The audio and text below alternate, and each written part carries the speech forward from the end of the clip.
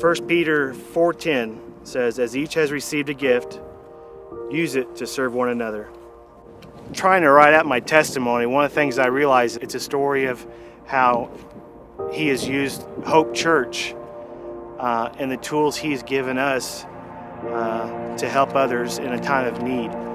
First, I became aware of the issues that Jeff was having with his hands was a couple years after we had started the mowing business. And he would complain of some tingling, some numbness in his hands, but he continued to press on. I was diagnosed with what's called carpal tunnel, and it was just a tingly feeling. My hand would go to sleep. It was no big deal.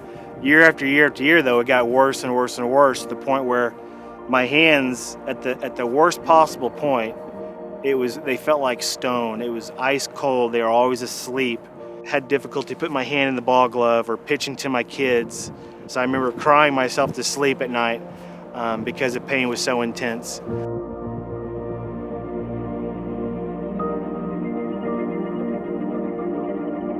People knew I was in pain, but I wasn't sharing with them the stress of maybe not knowing if I was going to be able to continue with my career. And at the time, being small business owners, we didn't have insurance.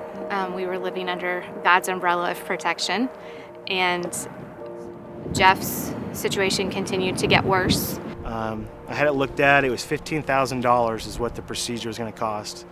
You know, Jeff was coming into church and he started wearing these wrist braces on.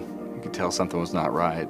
And also his hair was growing out because I think his hands and wrists were hurting too much to be able to shave his head like he typically would do.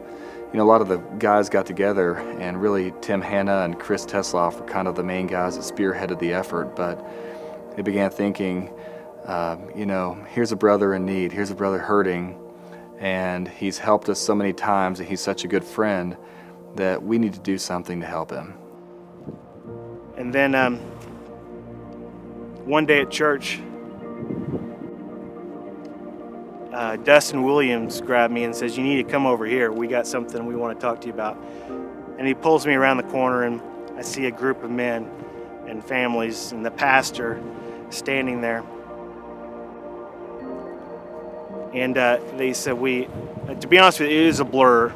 I don't remember exactly what they said, but essentially that we love you, you're our brother, and we want to help. And they handed me an envelope, and it was full of cash, $4,000 to be exact.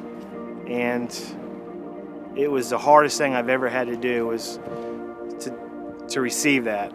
It's so much easier for me to give. And I remember the pastor looking at me and said, brother, this is a swinging door. You have to receive. You've been given for years. It's time to receive. Along with the money, they handed me a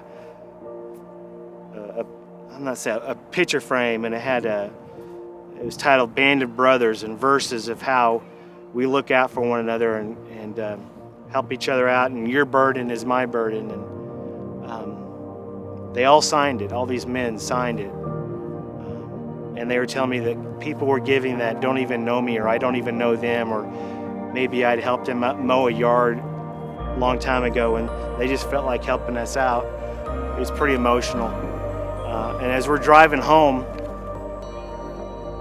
my oldest son in the back seat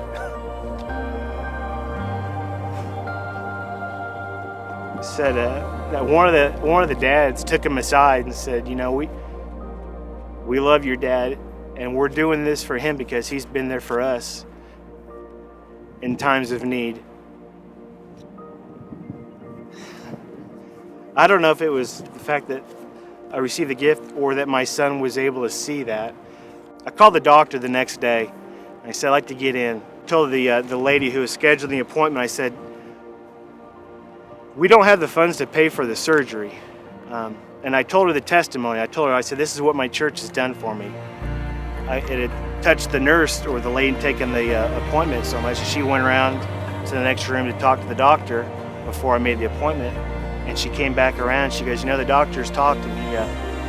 We can do it a certain way, I guess, by doing it in his office opposed to going into the surgical area. he was able to drop the price from $15,000 to $2,600 total.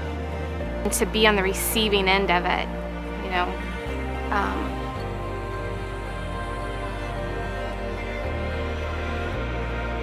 it's such a huge act of love. You know, thinking back to how Jeff was before he had the operations done and how he is now, it's really cool to see what the body of Christ can do as we come around and we bear one another's burdens, and we try to love one another well and to care for those who are hurting. And it means a lot to me to see my friend who was really in bad shape for a while. Now he's out there active, he's working hard, providing for his family.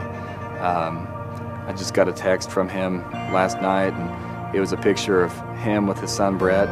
Brett had shot his first turkey, you know, and Jeff's out there and he's doing that with his family, with his son, and it's good to see that. And I just want to thank you. I want to thank Hope. On behalf of my family, we love you. And don't hesitate to call if you need someone to help you move or mow. There's no reason a family from this church should ever call 2 men in a truck. Just reach out. We'll have a crew there from church. It's a great way to meet people, make friends, and fellowship, and that's what we're all about. And that's why we do it.